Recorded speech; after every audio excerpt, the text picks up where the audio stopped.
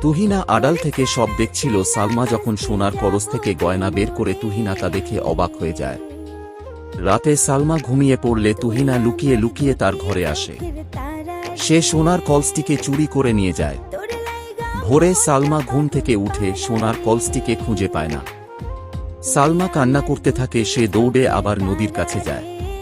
সেখানে গিয়ে পরীকে ডাকতে থাকে। তখন পরী এসে জিজ্ঞাসা করে কি হয়েছে সালমা কান্না করতে করতে বলে, আমার সোনার কলসটি চুরি হয়ে গেছে। পরী তখন তাকে একটি সোনার বাঁশি দিয়ে বলে, রাতে উঠানে এই বাঁশি বাজালে চোর নিজে থেকেই কলস দিয়ে যাবে। সালমা বাড়িতে এসে রাত হলে সে বাঁশিটা বাজাতে লাগে। বাঁশির সুরে তুহিনা ছটফট করতে থাকে। সালমা বাঁশি বাজাতেই থাকে। এক পর্যায়ে তুহিনা বাঁশির সুর সহ্য করতে না পেরে কলসটি সালমার ঘরে রেখে যায়। এদিকে সকাল হলে সালমা কলসটি দেখতে পেয়ে খুব খুশি হয়ে যায়।